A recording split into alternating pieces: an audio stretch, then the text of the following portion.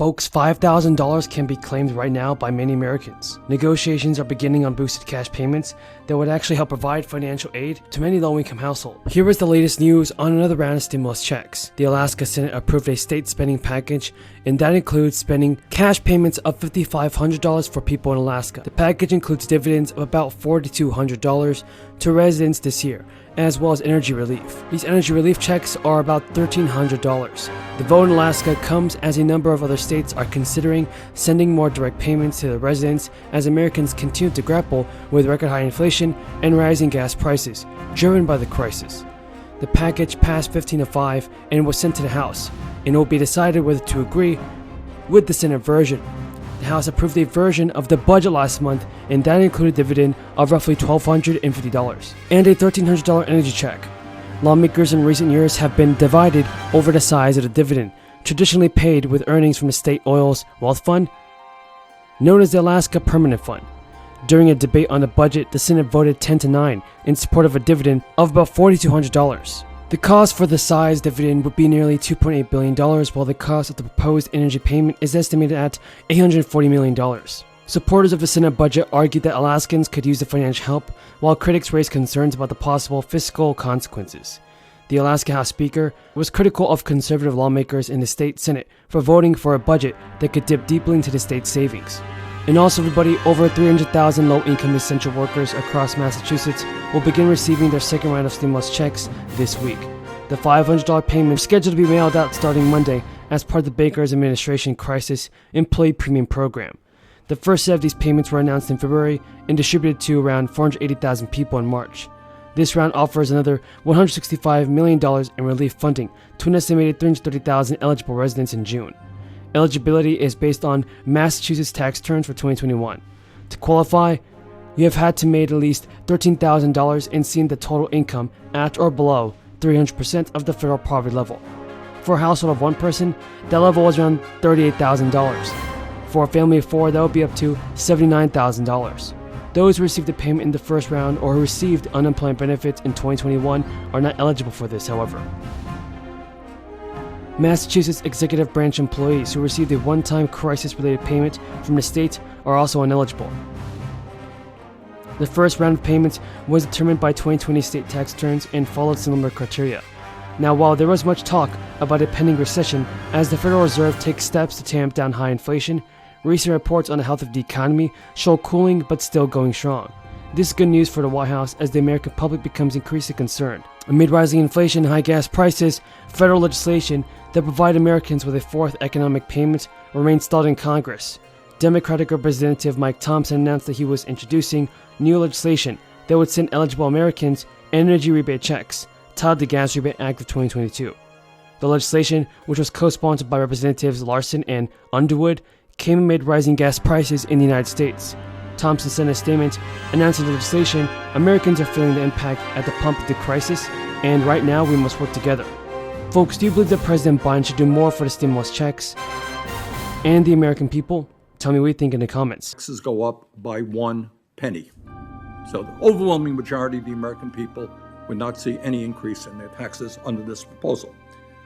The tax increase in our legislation only applies to the wealthiest 6.4% of all Americans, those who make $250,000 a year or more. Further and importantly, under this bill, Social Security benefits would be increased by $2,400 a year for both new and existing recipients, lifting millions of seniors out of poverty. In addition, under this bill, we would increase COLAs for senior citizens by more accurately measuring the spending pattern for senior citizens through the Consumer Price Index for the elderly. Now, one of the reasons that I called this hearing, and I'm glad that Senator Graham has been able to be here, is that there is, in fact, a strong philosophical difference between many of us in the Democratic caucus and many in the Republican caucus as to the best way forward with regard to Social Security. And that's kind of the discussion we're going to have today. While virtually all members of the Democratic caucus are on record in support of expanding Social Security benefits, The Republicans, by and large, have taken a very different approach.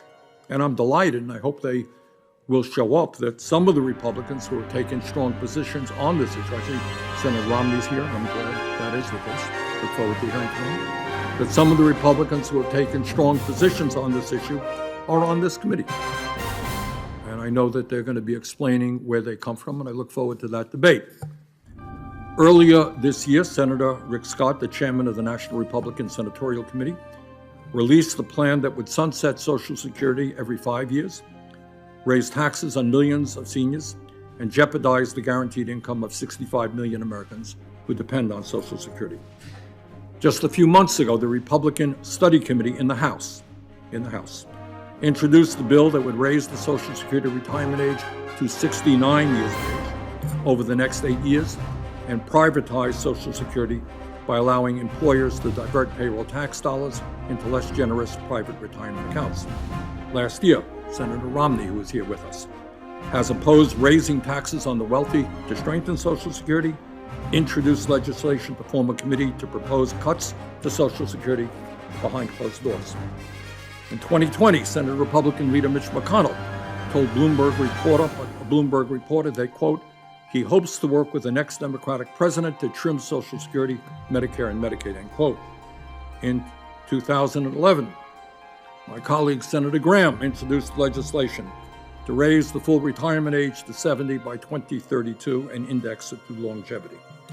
Further, in 2003, Senator Graham introduced a bill that would have cut Social Security benefits for current wage earners by 27%, according to the Center on Budget and Policy Priorities.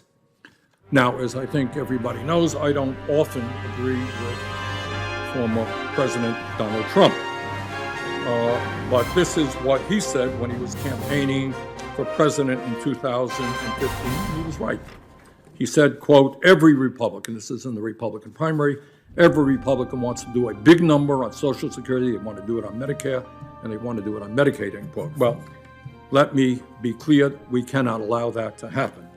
The vast majority of the American people understand that a moral society does not give tax breaks to billionaires and then cut back on the needs of struggling seniors or people with disabilities.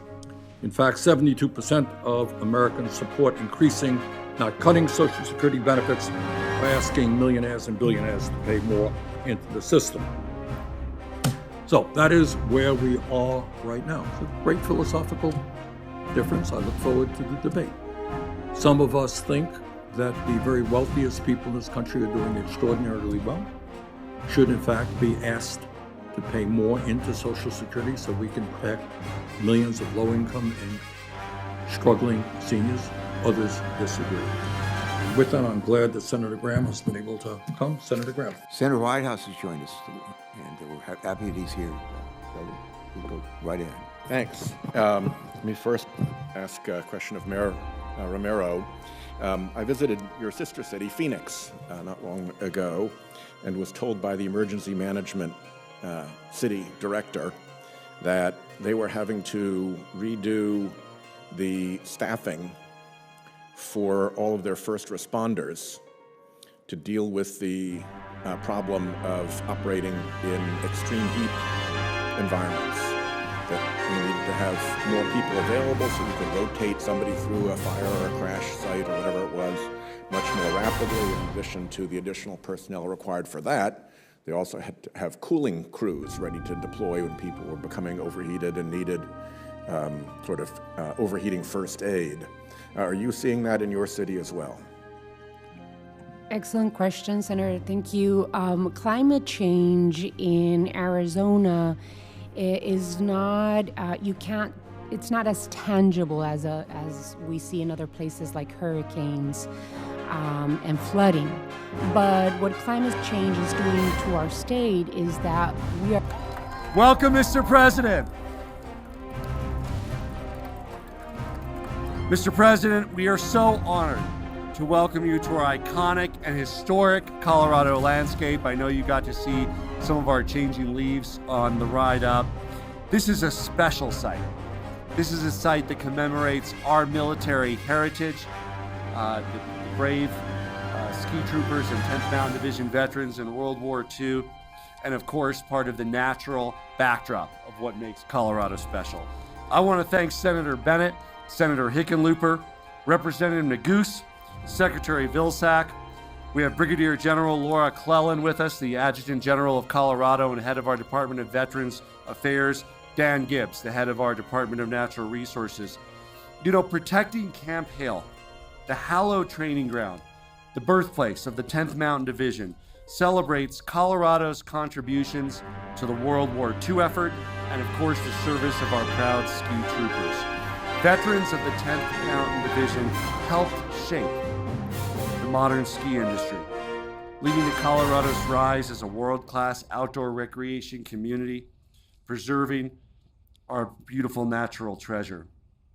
Upon returning from World War II, so many members of the 10th Mountain Division went on to help found ski resorts like Vail and Aspen and Keystone, to serve as ski instructors, to form ski magazines and outdoor companies, to go on to pay forward the way that we all enjoy our beautiful, great outdoors. And to this day, the areas around Camp Hale are home to world-class backcountry skiing, mountain biking, backpacking, whitewater rafting, and so many other adventurous pursuits that